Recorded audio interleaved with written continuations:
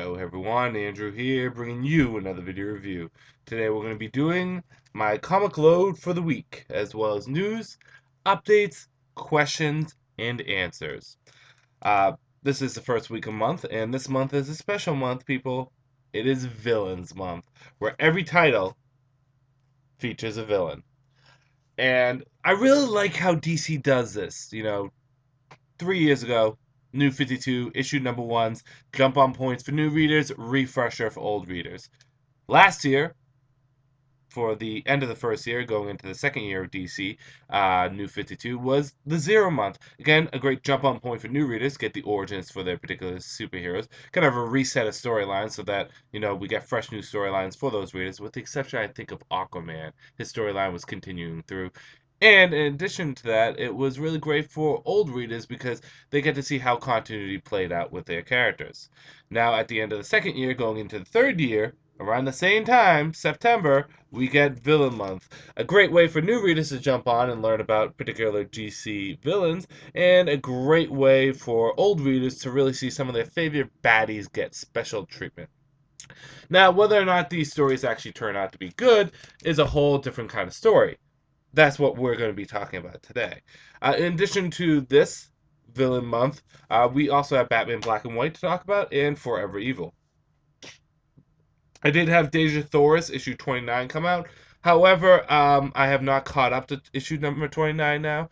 I just got 23 in the mail. That was the last one I was missing. I couldn't find it anywhere. What was up with issue 23? But now that I got it, I can catch up on Deja Thoris and I can review that along with the rest of my Warlords and Mars stuff. And I am slowly but surely catching up on Green Hornet. So eventually I'll be able to read and review that. We're not talking about Green Hornet today. We're not talking about Deja Thoris today. We're talking about bad guys. And we might as well start where we always start. Just a little bit of Batman in our life. With Batman issue number 23.1. Or, I guess a little Joker in our life with Joker issue number 1. Now, before I actually talk about any of the issues themselves, I want to comment about the theme of Villain Month. Other than the fact that all the issues are called Joker number 1, Mongol number 1, Lex Luthor number 1, Relic number 1, and that they're featuring a particular character, but the big gimmick is these 3D cover effects that are on the comic. Now, when I first heard about this, I was a little skeptic. I said, this is just a gimmick. You're just tacking on another dollar to my comics for no reason, just to have a special effect. However, upon actually getting the comics, I have to say, the covers are gorgeous. I doubt my computer's camera can do it justice, but they just pop so well. I don't even know if you can see the 3D effect, but it really is cool. And I have to say, these are some of the best covers that have come out in recent years.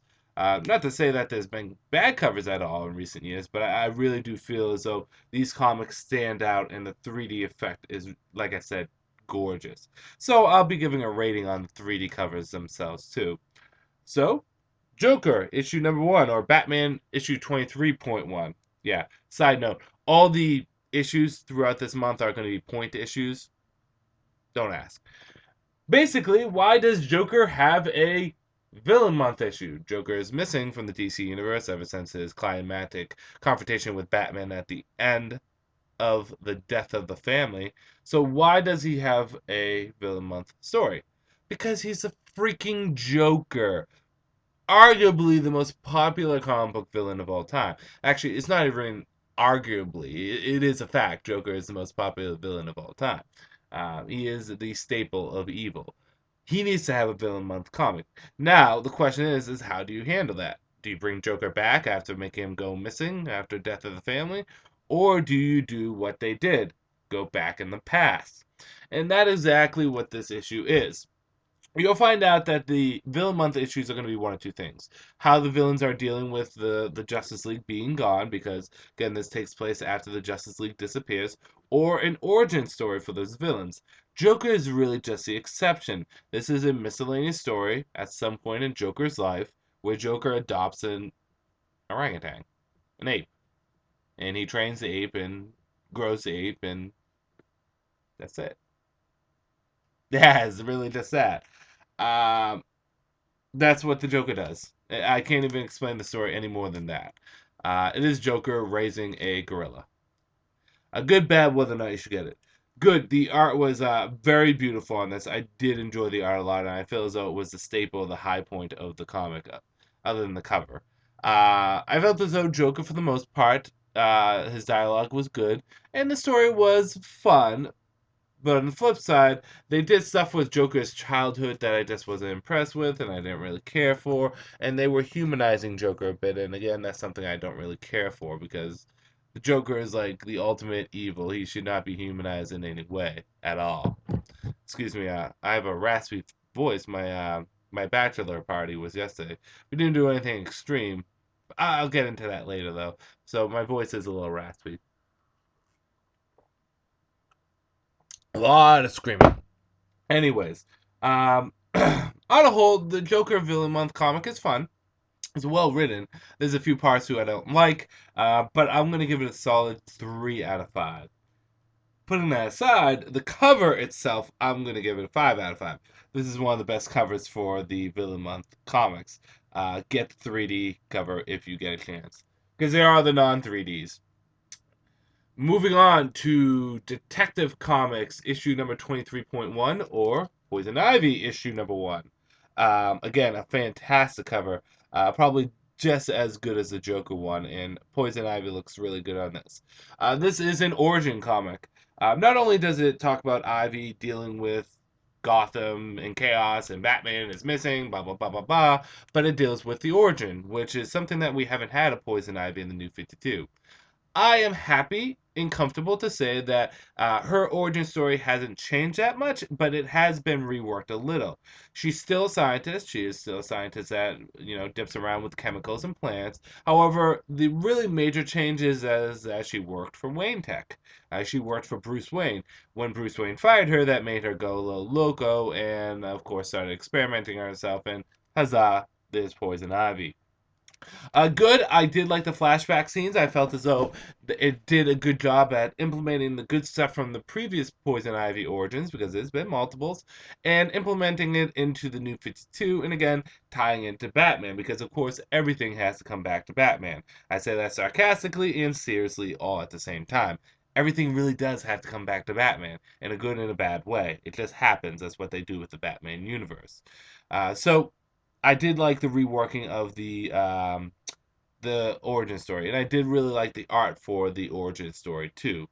Bad, I didn't really care about what Poison Ivy was going on in Gotham. Oh, my trees are getting burned. Oh, you're doing bad stuff to those flowers. Death, death, death. Same song and tune we've heard from Poison Ivy over and over again. I wish they kind of did something different. I mean, her gimmick is plants, but I mean, plants getting hurt. Oh no, you bad humans. What if it was something else, like Poison Ivy started running a gang in Gotham when there was chaos and no Batman, or something along those lines. I don't know. Putting that aside, I did really enjoy this issue. I thought it was solid, a 4 out of 5. And the cover, like I said, is fantastic. Really good. That is a 5 out of 5. But the comic itself is a 4 out of 5. If you're a Poison Ivy fan, I think you'll like it a little bit more than if you weren't, obviously. But I think it's definitely something that you would jump at a little bit quicker and enjoy a little bit more. Moving on to Two-Face issue number 1, or Batman and Robin issue number 23.1. This is, unlike Poison Ivy, which deals with its origins, this is basically Two-Face in Gotham when Batman is gone and the Justice League is dead.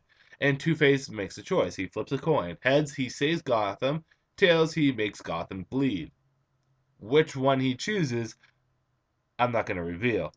But it works out really well. And it is just basically him in Gotham doing what he's doing, which is, again, I'm not going to reveal. Good, bad, whether or not you should get it. Good. The art in this is great, and I really did like the light, the colors and how the light was portrayed in this. Even with the very few flashbacks that we've seen. My particular favorite image is the first image, which is Two-Face standing on top of the bat signal, and the bat signal is shooting its light up. So again, the Two-Face is standing on top of the glass part, and it's flipping the coin. So I did like that. Two-Face was very much in character in this. This was a great interpretation of Two-Face, very well handled. And I did like the ending. I thought it was very satisfying. Not only is this a good standalone comic, but it does lead into what Peter Tomasi is going to be doing with the Batman Robin comic, doing a big Two-Face story arc. Good was all that. Bad, nothing really. I felt as though this had probably one of the most solid stories of Villain Month. A really easy story to jump into.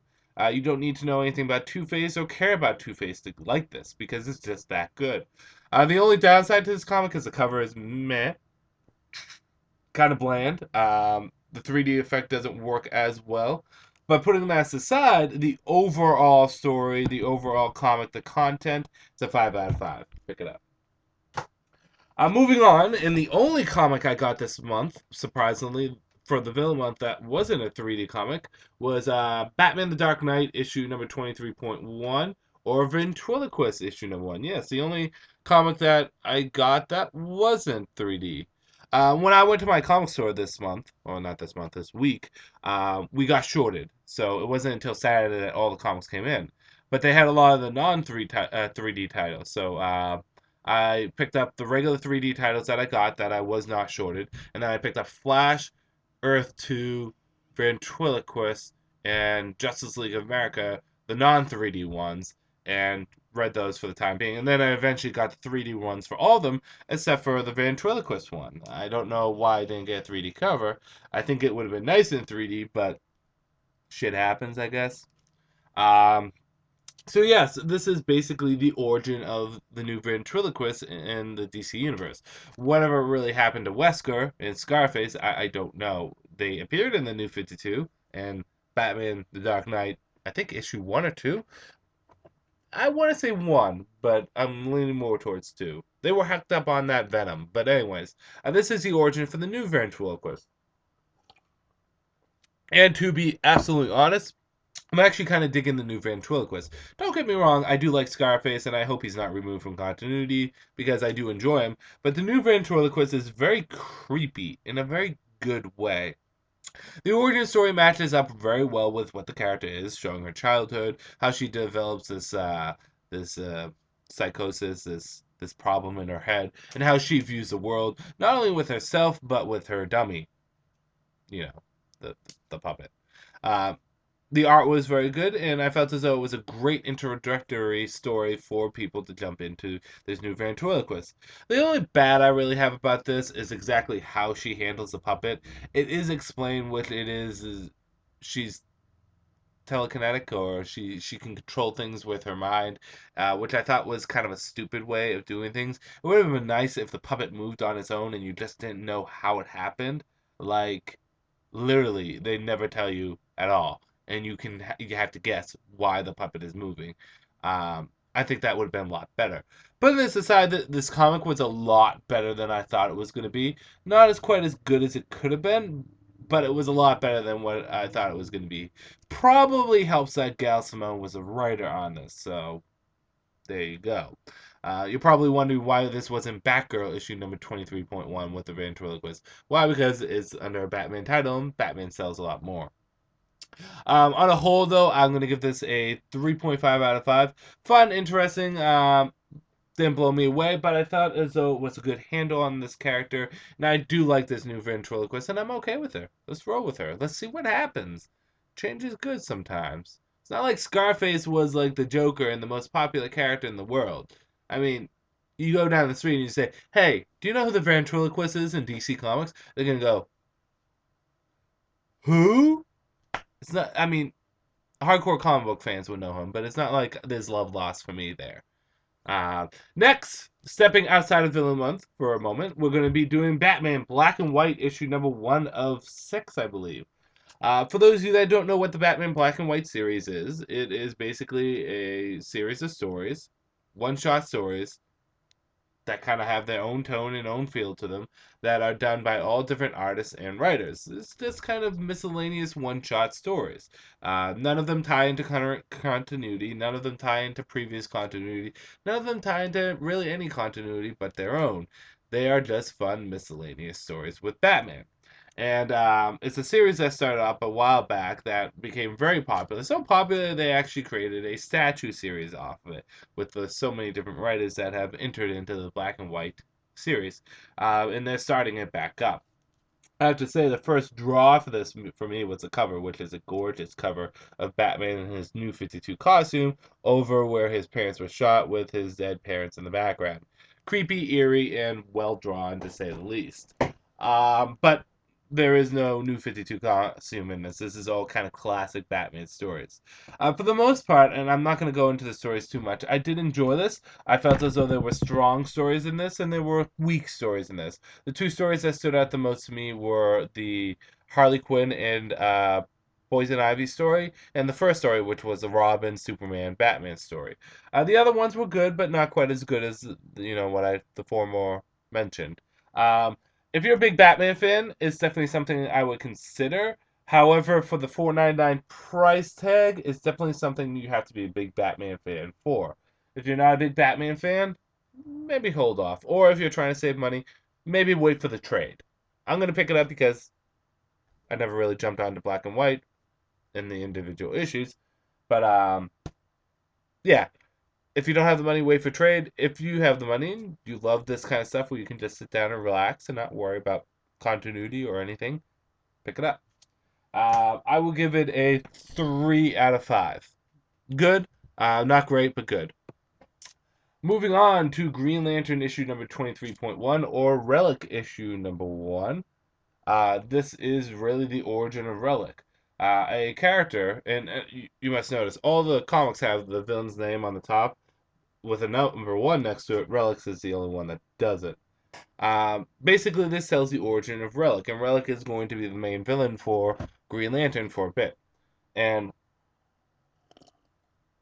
um, it's just that it shows where Relic came from. It kind of gives a bit of an origin for the emotional spectrum too, a bit, not much. And in addition to that, a lot of splash pages, a lot of I think guess who the artist is. I think it's Reg Morales. I could be wrong because they don't actually have the artist on the top here.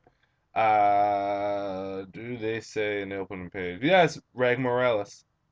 Um, but there's a lot of splash pages, like right in the beginning. I'll even show you a lot of splash pages, and again, it's telling the origin of Relic. Good, bad, whether or not you should get it.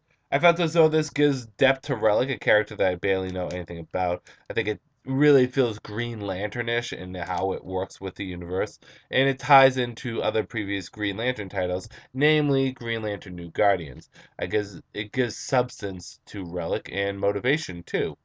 Bad, a lot of internal dialogue. Don't get to really see Relic talk at all. I would have liked to see more of a voice for him outside of the internal dialogue.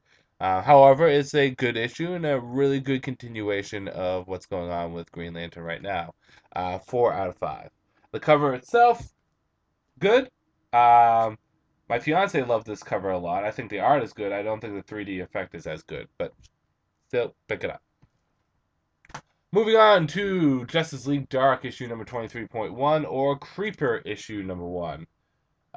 So one thing I want to state up front is it took some time, but I really do like the new look, feel, and backstory for the Creeper.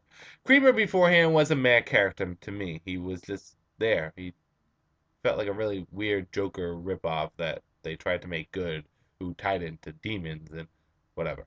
But now I almost said Joker. Now Creeper is tied into Japanese mythology, the Onis, the demons, and I really do like the new backstory. In saying that, we're being told pretty much the same thing that we've been told in Katana here. It is the origin for the Creeper. It is where he comes from, what he does, and how he does it, and why he does it. Plain, flat, and simple. Um, so I'm going to give this 2 readings. If you've been reading Katana, this gets a 3 out of 5. It's a good origin story. It's fun and it's decent, but it doesn't tell you anything you don't already know because, again, you've been reading Katana. Now, if you're one of the many people that have not been reading Katana and you want to know the origin for the Creeper, then I recommend picking this up as a 4 out of 5. Creeper's new origin is good. It's enjoyable. It's vastly different from what it was beforehand, but it is very good, and it is something I do recommend picking up when you get a chance, because I feel as though Creeper is going to be more of a staple in the DC universe, especially now that he is evil. Oh, and the cover is really good. The 3D effect doesn't blend quite as well, but it really is nice. Moving on. Cyborg Superman issue number 1, or Action Comics issue number 23.2. This cover is really cool. It pops very nicely. It has the 3D effect really good. Again, my computer doesn't really give it justice. But this is the origin of Cyborg Superman. At the risk of giving spoilers, what we learned from Supergirl's previous issue is that Cyborg Superman is actually her father, and that Brainiac had mutilated and manipulated him into becoming Cyborg Superman. How that's going to all tie into the death of Superman stuff, I don't think it will. I think Cyborg Superman, like the rest of the Superman copies, is going to be completely removed from the death of Superman stuff. If they ever retell that story or show us how it went down, you won't be seeing Cyborg Superman there. Which, to be honest, I don't mind. It doesn't bother me. Death of Superman was great, but it really was the fight between him and Doomsday that mattered to me. And saying that, we get to see the transformation and the origin for Cyborg Superman, and basically Cyborg Superman's thought process and motivation. Because I don't think of him as Supergirl's father here. I don't. I think of him as a completely separate entity as Cyborg Superman, a man that's being possessed, and basically a new personality comes from it. I felt as though the shocker that it is Supergirl's father. Wow, the lighting really sucks in here. There, the shocker that it is Supergirl's father is, I think, a very good shocker, and it's going to tie into Kryptonian mythology very well, and I do like that. Um, I also do like the pacing in the story, and I do like how Brainiac is used, and I think Brainiac's a good way of transitioning him into Cyborg Superman. Bad? I can't say that it really is any bad, but it didn't just impress me as some of the other comics. I will give it a 3.5 out of 5. It was fun. It was enjoyable. Really sick cover. But I'm more interested in seeing what's going to happen in Supergirl. Moving on to Superman issue number 23.1, or Bizarro issue number 1. Now, this 3D cover is really cool. And if you want to talk about cool, let's talk about Bizarro. Now, originally in New 52, I thought Bizarro was going to be alternate reality kind of Superman created by Hector Hammond, screwing with Superman's mind. It was kind of hinted towards that in Scott Lobdell's run of Superman. But we're going to the classic clone of Superman concept of Bizarro. Basically, Lex Luthor, and this is really more of a Lex story than anything, is obsessed with creating his own army of Superman. So he starts basically splicing Superman DNA with human DNA. Doesn't work out quite as well as he wants, because the product is kind of like Brainiac. Not Brainiac, Bizarro. And Bizarro is the complete opposite of Superman in almost every way. Instead of heat vision, he has ice vision. Instead of ice breath, he has heat breath. Really, does switching them around matter? But anyways, he is the complete opposite of Superman, and it's kind of cool that he uses the origin Superman costume, the T-shirt and the jeans. Although he does have Superman's belt, that kind of throws me off. Whatever. We don't get a true origin for Bizarro in this, because Bizarro only really shows up at the very end. Um, or it's not really a Bizarro comic, that's what I'm trying to say. It's more of a Lex comic. A lot of you would probably be complaining, saying, it's more Lex Luthor and not enough Bizarro. But to be fair, would you really want to be reading Bizarro's dialogue the whole time, and inner dialogue about him being Bizarro? My god, Bizarro has some of the worst dialogue that can be, because it's just so confusing. Using Lex Luthor as a means of communicating for us is a lot better. I think it also speaks volumes about Lex in the New 52, and it does tie into Forever Evil very well. I'm going to give this a 5 out of 5. I really did thoroughly enjoy this, and I thought it was very well handled. Pick it up. Moving on, Green Arrow issue number 23.1 or Count Vertigo issue number 1, and arguably one of the best 3D covers of the month. This is Count Vertigo's origin. There you go. That's all you need to know. An origin that is massively done and very well handled. I'm going to tell you this now. This is a 5 out of 5 book. Green Arrow, since Jeff Lemire has jumped on, was Andrea Sorrentino, has done a fantastic job with the comic, and this is a very well handled origin for Count Vertigo, who is, quite honestly, vastly improved than what he was before the New 52. Kind of a creepy origin too, but it really is good. Pick it up. 5 out of 5. And like I said, it has a fantastic 3D effect. I don't know if you noticed it, but it really is cool. Earth 2 issue number 15.1 or Desaad issue number 1. This is basically Desaad's origin on Earth, how he got there, why he's trapped there, what he's doing there. Basically that, and what makes him tick and where his power comes from, and it's basically that kind of shit. I actually have to now read through it just to remember. Um, it's just mostly creating Desaad's motivation. It's not really origin. It doesn't really talk about what he's doing during Villain Month, Forever Evil. It's just more or less what makes his motivation. And saying that, while it is, I think, loyal to uh, this new version of Desaad, and I do like that new version of Desaad, and I do feel as though he's an interesting villain, has a very Grim Reaper-like look to him. The bad of this is that it doesn't really contribute to too much. Doesn't really contribute to too much. Desaad likes to torture people. That's something I already knew. He gains his power from torturing people. That's something I already knew. He's fiercely loyal to Darkseid. That's something I already knew. This is all stuff that I already knew, so I'm going to give this a 2.5 out of 5. Could have been better. Could have been better. The 3D, and it's also one of the weakest comics, I think, of the Villain Month. Flash, issue number 23.1, or Grodd, issue number 1. Now, this is does not deal with Grodd's origin at all because it doesn't need to deal with Grodd's origin. It is dealing with the Flash not being around and how Central and Keystone City is dealing with this. Because Grodd shows up and he basically does what Grodd does best. Conquer. And it's exactly like that. It's like I said, there's two Villain Months kind of stories. It's the origins and what's happening during Villain Month. And this is a what's happening during Villain Month, or what's happening during Forever Evil. Good. Everyone's in character. The story and dialogue is nice. Grodd is really good in this, and I felt as though it's a natural continuation of um, of the Flash's stories. Bad. I can't really say there's anything bad about this. I'm going to give this a 5 out of 5. It was really good. We have 3 more comics. Justice League of America issue number 7.1 or Deadshot issue number 1. I'm curious why Deadshot, and by the way, this 3D effect is nice. I'm curious why Deadshot is on the Justice League comic rather than the Suicide comic. Hey, whatever, shit happens. This is the origin of Deadshot. Plain, flat, and simple. Him as a kid, him rising through the ranks, him becoming the marksman he is, and what motivates him in his goals and his own code of honor and conduct.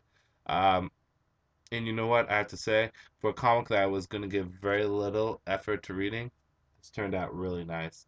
Um, no real bad in this at all. Uh, I'm going to give this a 5 out of 5. Pick it up. It's still a little odd that's on the Justice League title, but if you do like Deadshot, this is a great origin for him. A really well handled origin and solid dialogue. I don't even know who the writer is. I kind of want to know. I want to know who wrote this story. Mike Kindit. Matt Kindit. Well, Matt, you did a very good job. I enjoyed it. Very nice. Pick it up. Deadshot was a very well handled story for this month. Moving on to Darkseid issue number 1 or Justice League of America issue 23.1. Out of all the Villain Month comics, this is the one I was looking forward to the most. And again, a great 3D effect. This gives the origin of Darkseid, how he gained his Omega powers, how he gained his New Gods powers, what exactly the New Gods and the Old Gods are. It also is an origin for Highfather, too, so you get to see an origin for him. And really what motivates Darkseid to go and conquer and to rip into other dimensions, who his daughter really is, and why he's searching for her, so on and so forth. The good stuff is it's a solid origin for Darkseid.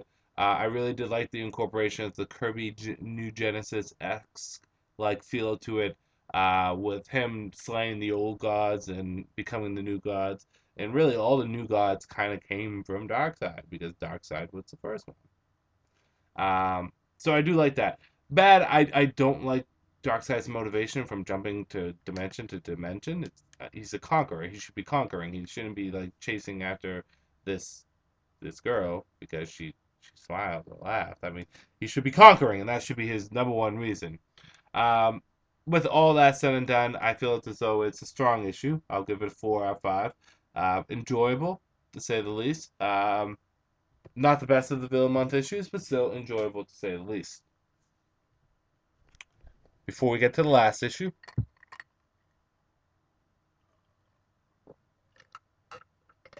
ah, can't tell you how great that feels. Get that throat lubricated. It sounded really dirty. But last, but certainly not least, for the event comic, we have Forever Evil issue number 1. So this is slightly in the future, maybe a month or two into the future. Um, Lex Luthor is cleared of all charges. He's running LexCorp again, and the crime syndicate has taken over. The Justice League is dead. Exactly what happened to him, we don't know. I'm placing bets that they were thrown to different dimensions. That's my thing. But hey, that's just me. The Justice League is dead. Crime Syndicate is ruling, and they are bringing all the villains together to take over the world. Oh, and they capture Nightwing and do something incredibly interesting with a twist at the end for him. Ugh. Excuse me. And that's the basic gist of it. This is a setup issue. It's the first issue, but it's really a setup issue. It's establishing the status quo for Forever Evil. Um, Good. I do like the utilization of Nightwing in this. I like that Nightwing isn't just portrayed as a secondary character. He's kind of the main good guy in this. Um, Probably because there's not many good guys. But in addition to that, I really do like Lex in this. I think Lex is going to be a big player in Forever Evil. And the Crime Syndicate is awesome. The absolute feeling of uncertainty and lack of safety with the Crime Syndicate is awesome. I really do like that. Bad, I feel as though I feel as though this was kind of a slow issue, and I felt as though not much was done in it. Not much happened. It just set up the status quo, which is fine. It's good. We got 6 more issues of this. Don't worry. I'm sure the story will get intense and the ball will get rolling, but really didn't feel that in this. But putting this aside, I am enjoying Forever Evil a lot. I'm going to give it a 4 out of 5. Pick it up. As DC's first event, it's really a good one, and I think first event of the New 52, and I think it's just to show that I am much more excited for Forever Evil, which is the first event in 3 years for the New 52, as opposed to Marvel that has an event every 2 events every year. It's ridiculous. We just got done with Age of Ultron, and they're already into Infinity, which will go into Cataclysm, which will go, and it's like, geez, bloody freaking hell, calm the hell down. On to my top comics this week. Flop. And yeah, in that order too. Coming at number 3 is Deadshot, issue number 1. Awesome. It really is good origin for Deadshot. Does him justice. Pick it up. Hey, remember what I just said for Deadshot? Goes exactly for this guy right here. Count Vertigo, issue number 1. Awesome origin. Really well handled. Beautiful art. Really creepy too. Pick it up. And probably has the best 3D cover effect. But the number 1 story for this month, or this week for me, for Villain Month, would have to go to Two-Face, issue number 1. Just such a solid fun story. The key word is fun. The fun factor is very high in this. Great, great story. Pick it up. On a whole, I've been impressed with Villain Month. I've been enjoying it thus far. So I'm looking forward to see what will come of it in the next few weeks, and with Forever Evil too, which is I thought was going to be a bi-weekly book, but I don't think it is. News and updates. The creative team is jumping off of Batwoman, stating that a lot of the things that they wanted to do, DC's not allowing them to do. A lot of people freaking out because one of the rings is they wanted Kate and Megan Sawyer to get married, and DC doesn't want that. Now, why? I don't know. But then again, DC doesn't want many of their straight characters to get married either. I think DC just wants their characters to be single. I don't know. I'm not going to play devil's advocate on either side. I'm just stating it's sad to see the creative team go. But it sounds like DC also had plans for Batgirl, not Batgirl, Batwoman for a long time in the grandest scheme of things that just didn't mesh up well with what they're doing now. In saying that, I love what's happening with Batwoman. I'm going to be sad to see the creative team go because it's been really good. Uh, ooh, video games. You know what is awesome? Charizard Mega Evolution. For those of you that don't know, in X and Y, there's going to be a temporary evolution called Mega Evolution, which can be activated during battle and only stays effective during battle. Now, only a certain few Pokemon are going to get this ability to Mega Evolve. Charizard, Venusaur, Blastoise, Blaziken, Mewtwo, Kangaskhan, Mawa, Ampharos, Lucario. Am I missing any? I think that's basically just basically during battle, as long as they're holding a particular item, you can activate Mega Evolution. So they literally evolve into a fourth stage. That stage only lasts for the game, that battle. Then they revert back to their original state. But with that comes better stats, and in addition to that, a new ability.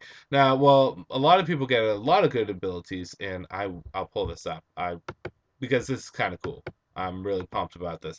I'll tell you why in a second, but there's a lot of people get some good abilities, like Mold Breaker is given to Ampharos, which is definitely good, and then Speed Boost to Blaziken, which is good, and Magic Bounce for Absol, which is really good.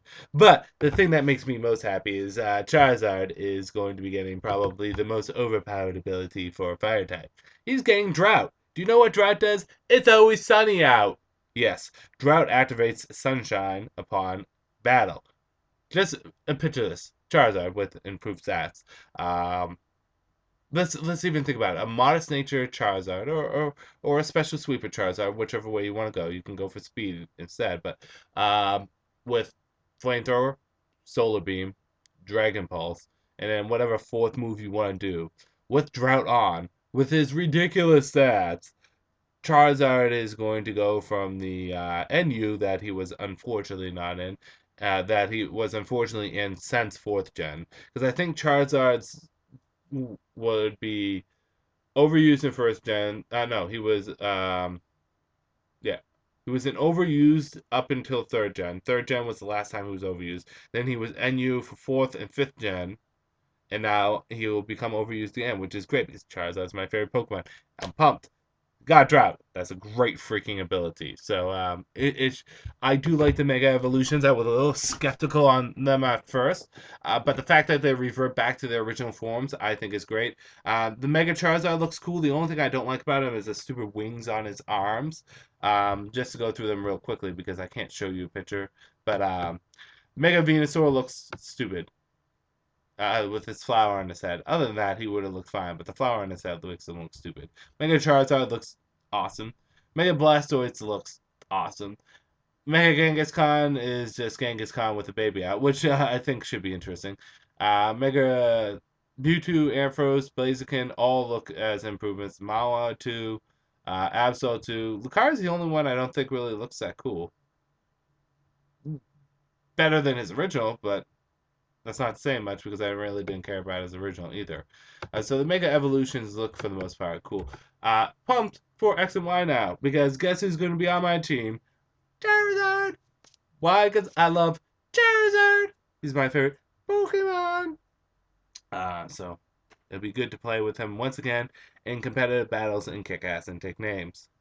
I beat. I said this. I beat Sonic 06. I beat Pikmin 3. I beat New Luigi U, and I just beat Sonic Generations. So I'm finally all caught up on the main Sonic titles. So I'm ready for a Sonic Galaxy. I mean, Sonic Lost World. Did that just slip? And the only two Sonic titles I have left to play is Sonic and the Secret Rings and Sonic and the Black Knight, which I'm doing very tentatively on. And I'm still playing Mario Luigi Dream Team. I'm doing it very casually. But that's the video games to me. I've been packing up more and more stuff. My area is getting vacant. My room. Going to be moving in 2 weeks. And then going to be going on vacation for a while, for like 2 weeks too. So, oh God, there's so much dust on my fiance's picture. So, in saying that, there's going to be like 2 weeks where I'm not going to be doing reviews, just to give you guys a heads up, because kind of on my honeymoon, and I won't be able to get access to my comics, which gonna hurt, but I'm gonna be on my honeymoon, so I don't care. But I had something I was gonna say. Oh, my bachelor party was yesterday. Um, my bachelor party was pretty freaking awesome. My brother rented a truck, and in the truck is like a Mack truck, like Optimus Prime, and the trailer is a gaming room, and you sit down, and there's four widescreen TVs, and you can play games and go crazy. We played some Madden, which was fun. We played some Brawl, which was fun. But they played some Injustice. Some other people played some Call of Duty. Some other people played some hockey. But I have to say, I can't believe I'm admitting this. I don't really care for Halo. I'm not a big Halo fan. But playing Halo on was it 4 screens with 16 people was pretty freaking cool. Pretty freaking cool. Actually, we did 2 screens with 8 people, but the fact of the matter remains is it was pretty freaking cool.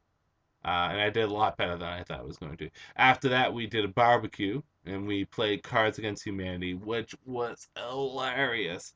Get the game; it's so good. Cards Against Humanity. It's like apples to apples, only like adult version.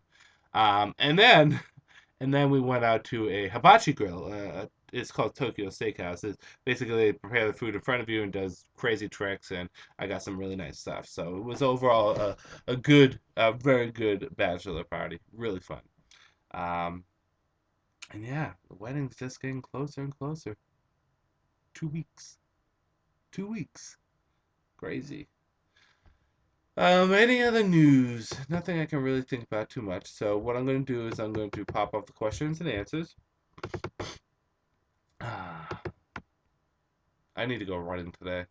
I need to go to the gym today. I'm probably going to do that after this. Then I have a birthday party I have to go to. Busy day today. I thought today was going to be like a not so busy day, but no, it's a busy day. Video manager. Oh, and who's listening to What the Fox Says? That is a hilarious song. New Gundam Style, Gangnam Style, whatever you want to call it. I'm going to pause the video for a second just because I'm at 43 minutes. Questions and answers are going to take some time. I just don't want to hit that hour mark and then have it stop on you. See? That easy. So questions and answers. This is where you guys get the opportunity to ask me questions, and I give you guys the best answers I can give. I answer any and all questions and comments. So starting things off would be Apollo 4524. Great review. Will you pick up DC versus the Master of the Universe? I just ordered the first 5 issues, the new He-Man and the Master of the Universe series. He-Man was my favorite series growing up, and I hope the new title is good.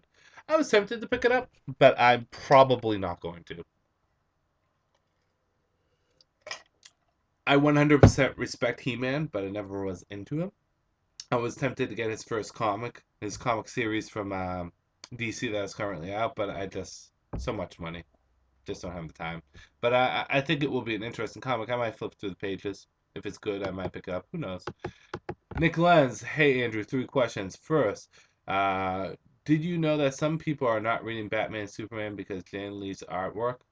No, I did know that. His artwork is fantastic. I don't see why people aren't reading it.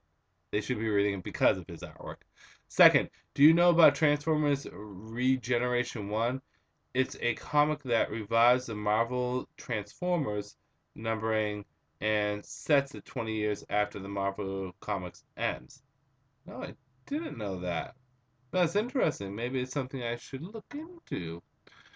And third, what if the next villain that Greg Hertz uses is either Cluemaster, Firefly, Hugo Strange, Killer Moth, Maximus Zeus, Victor Zsasz, Calculator, Crazy Quilt, Dr. Death, Humpty Dumpty, Magpie, the Monk, Professor Pig, or Spellbender? Well, right away, let's remove Crazy Quilt from that list. Crazy Quilt should only be a Silver Age character. I would like to see Magpie, Hugo Strange, Victor Saz, or the Calculator. I think either one of those would be pretty good. The Mad Monk, I don't want. Well, the Mad Monk, I don't want to touch that story. I like it the way it is. Felipe19991, I think Prime Earth slash New Earth and Earth Zero are one and the same. And Dino919013 says mainstream universe is Earth Zero, I think. Yeah, I'm just gonna just call it Earth Prime because it sounds good. Um,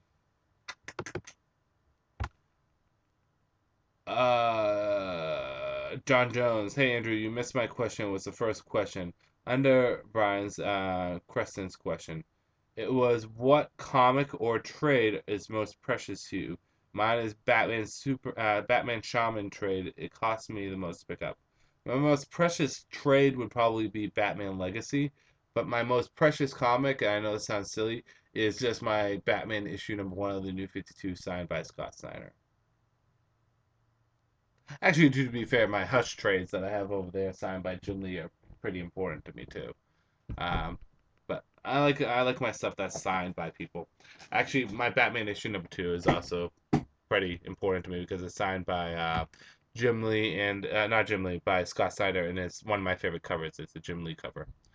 Lester, hey Andrew, Lester here. As you just said that you would answer any question no matter what, don't forget to answer mine. Who's hotter, Stephen Amell, Green Arrow, or Jeremy Ryder, Hawkeye? Well, seeing I'm not gay, I don't know how I could answer that. But if I had to pick, it'd be Green Arrow. The other guy just looks stupid. Hawkeye looks.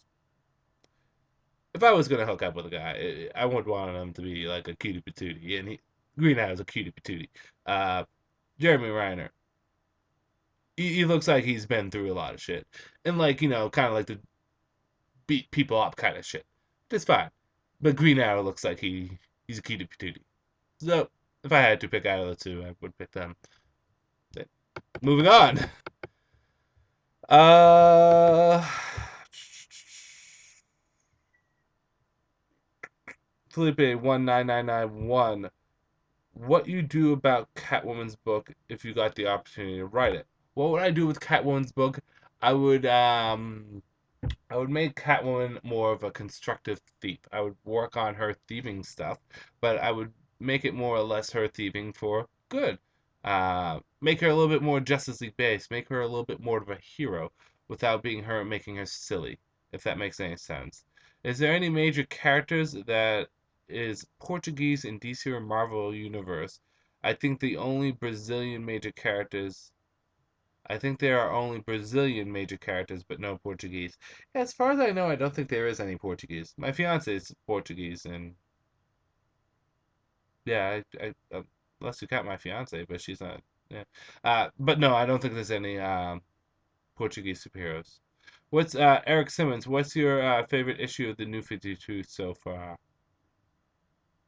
Probably one of the Batman Death of the Family ones.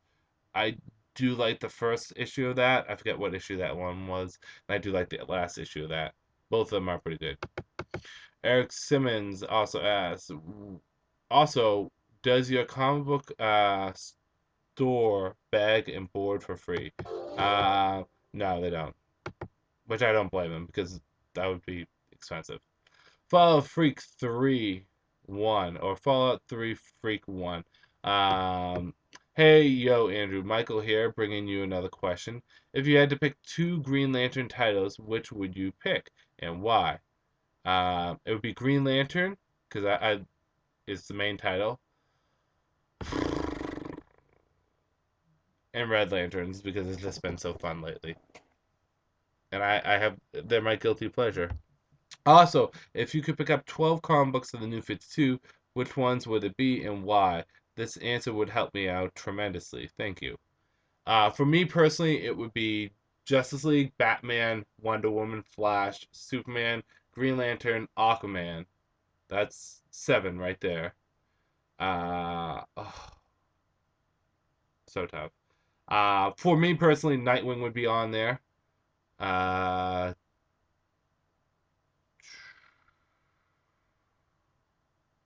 Justice League Dark.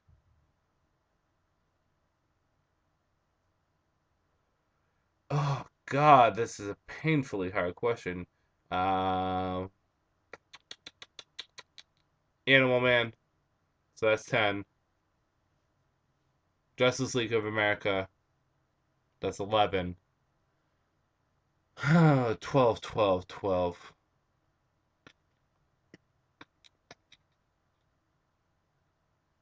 And probably Batwoman. 13. There's a lot of fantastic comics out there. Green Arrow should be on there too. But those would be my 12.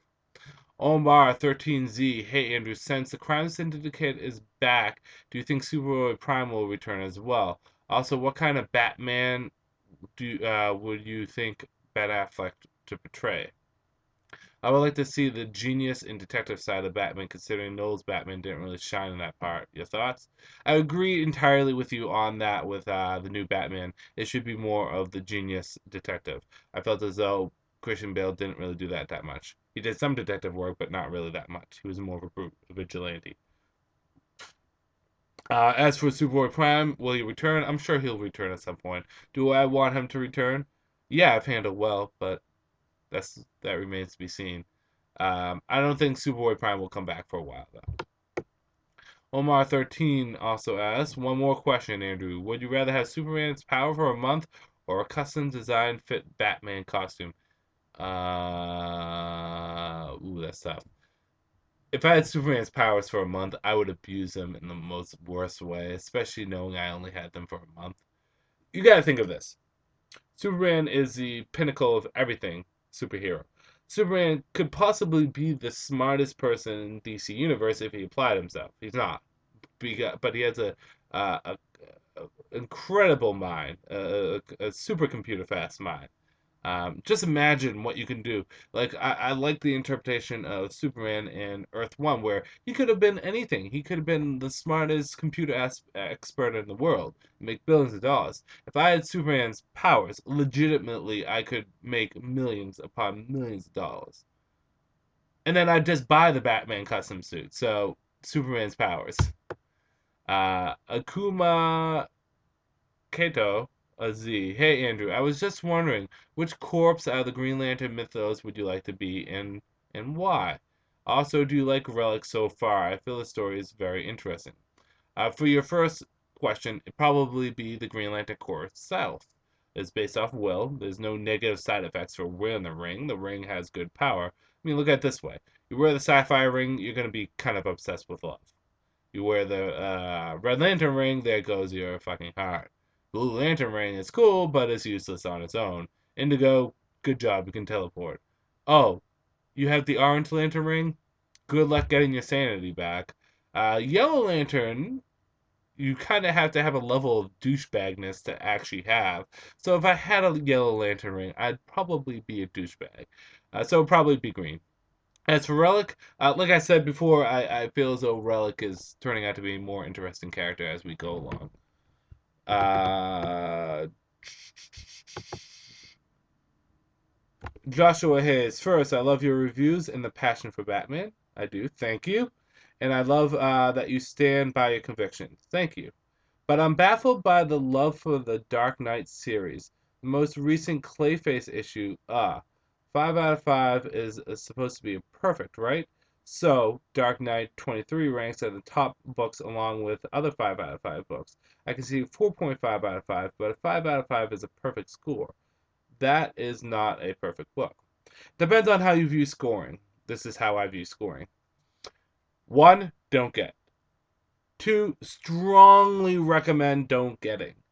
3, get if you are interested or if you have the extra cash on hands. 4, a strong recommendation to pick up. It is a good book. And 5, pick it up. It's very enjoyable and you will like it. 5 doesn't necessarily mean it's a perfect book. I will give a 5 out of 5 to a book that's not perfect, but I will give a 5 out of 5 to a book that I think is very much should be picked up. Uh, Batman Hush, for example, is a 5 out of 5 book to me. Is it a perfect Batman book? Oh God, fucking no. Hush has so many problems. It's not even funny. But as an enjoyable read for a comic book with the art, the story, and the dialogue, it's a 5 out of 5 to me. Another example, Batman Nightfall is my probably pound for pound my favorite Batman story. It's a 5 out of 5 to me.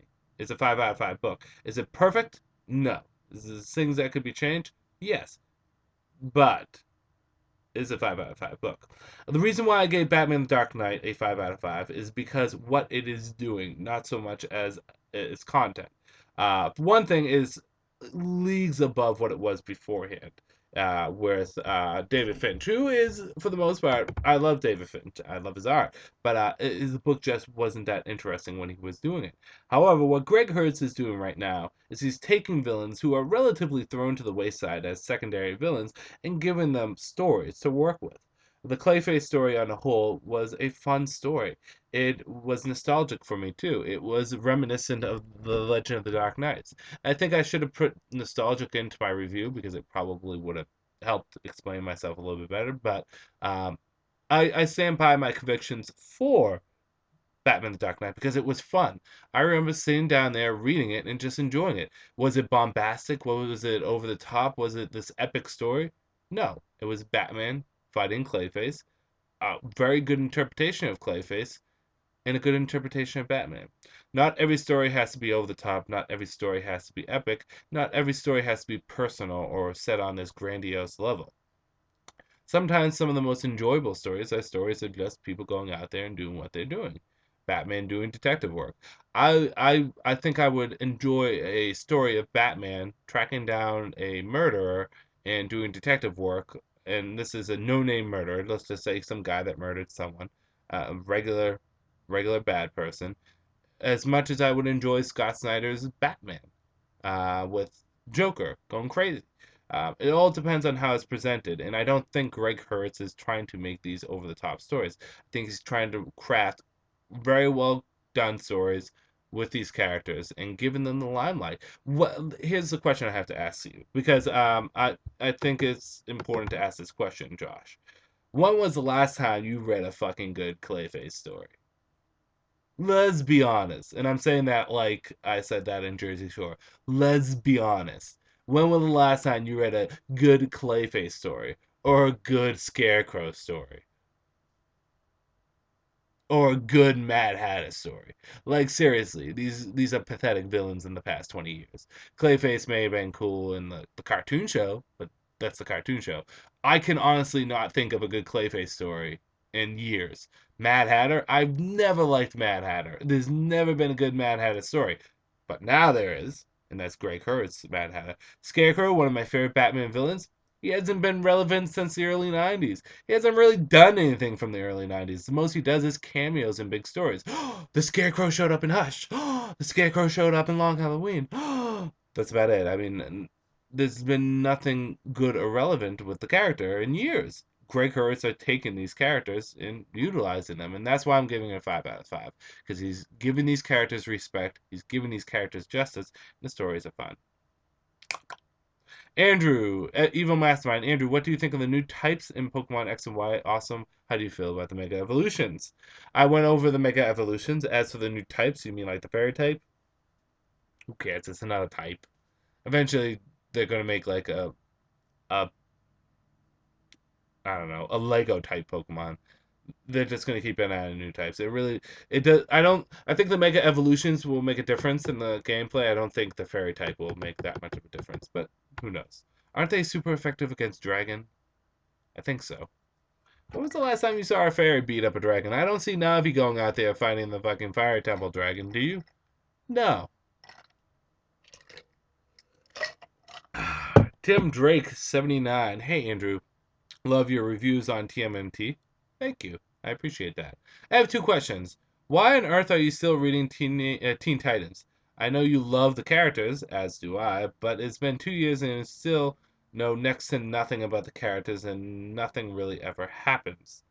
Uh, Answer to that question. A fan devotion. I have been a Teen Titans fan since Marv Wolfman, George Perez. I've read every generation of Teen Titans. At this point, it's fan devotion. It just is. It's like a friend that goes through a tough time. You stick by them because they're your friend. These are my friends. I'm sticking by them. I mean, I have no problem dropping certain comics, like for example, Avengers. I have no loyalty to Avengers. It's not good. I dropped it. I was not interested in it. However, Thor, who I don't have that much loyalty to, he's one of my favorite Marvel characters, but I mean, in the grand scheme of things, he's not one of my favorite characters. I dropped him and then I picked him back up because he's a great comic now. I enjoy it. However, no matter how bad Catwoman or Teen Titan gets, I will still be picking them up. It's fan loyalty to those characters I love. Second question. Why do you think that all of the Batman family and Tim was changed? Why do you think out of all the Bat family that Tim was changed the most since the New 52? He's almost like a different person, and that's what drove me away from DC. I disagree. How is Tim a different person? His origin changed. Yes. He was not Robin. He was always Red Robin, but it's similar to how Brian Azzarello is dealing with Wonder Woman. Tim is still Tim. Tim is incredibly intellectual, somewhat reclusive, which Tim was before the New 52 sometimes. He has very much shades of Batman in him. He's a team leader. He's a thinker, and he's also someone that bears the weight of the world on his shoulders, which is what's happening in Teen Titans. Is his origin different? Yes. Is his parents still alive? Yes. Could Tim Drake not actually be his real name? Could it be Tim something? Yes. Was he not Red Robin? Yes. But those aren't changes to who he is. Those are changes to the world around him. I feel as though Tim Drake is still Tim Drake. He's an older, more battle-hardened Tim Drake. It's the Tim Drake that we saw towards the end of the Robin series. It's the Tim Drake that we saw in the Red Robin series. It's just an evolution of the character. So I will have to respectfully disagree with you about that. He's not a different person. I mean, he's a grown person, but he's a different person in the aspect that Dick Grayson is a different person as Nightwing than he is as Robin, or same as Jason Todd as Red Hood as Robin. Despite the fact in continuity Tim Drake wasn't Robin anymore, the growth and evolution of the character is still there. So this is Tim Drake's Red Robin persona. It's not his Robin persona, it's his Red Robin persona. Which noticeable differences are: one, he's a lot more bears the weight of the world on his shoulder. He's not quite as trusting as he used to be. Red Robin was pretty freaking paranoid before the New 52. And three, he's a little bit more like Batman. He's a strategic person. He cuts off his emotions a bit. Um, so I don't think Tim Drake changed at all. I think his origin in the universe around him has changed. I think some of his history has changed, but the character, the personality is still in line with what was happening with was it Chris Yost was writing Red Robin, and before that on Robin, and before that I think R.I.P. changed I mean not Dick, Tim the most out of all the Batman family. More than Dick, more than Bruce, more than anyone else, because he's the one that evolved the most. So if you disagree with what I'm saying, that's fine. Disagree, but I do implore you to read the Red Robin series because that I believe will change your mind. So by all means, I mean that's what I think. Joshua Hayes, by the way, you inspired me to start doing video blogging and reviewing. Check out my first and only video and let me know what you think. Oh, well, I'm glad that I inspired you. I will check out the video, definitely. In X Valis, Andrew, I'm in the process of rewatching Buffy. My question is, for you, between the two shows, Buffy and Angel, who was who was the saddest death? And has Wes Wes or Anya appeared in the comics. I know Wes was in after the fall, but has he returned since? No, Wesley hasn't returned since, and Anya has not shown up to my knowledge. Maybe a flashback, but that's about it. Who was the saddest death in Buffy and Angel? I think, and I'm going to give two answers. I think the most well handled death was Buffy's mom, probably because it was a normal death. She had a blood clot, or she had something, a brain aneurysm. She died a normal, non magical, no demon, nothing. And I think the whole episode with people dealing with that death, no music, nothing, um, was fantastic. However, the saddest death goes to Winifred Burkle. Her turning into Illyria, and her being held by Wesley, and her saying, "I'm scared. I don't want to go. I don't know what's going to happen. I'm really scared." It shows a lot of humanity. It shows what happens when someone knows they're going to die and they don't want to go, and it was sad. It was very well handled. So those are the comments for the week and the questions for the week. If you have a comment or question, just please post it down and I will answer it as always. Um, and yeah, I'm going to end this video here. This is Andrew saying peace out.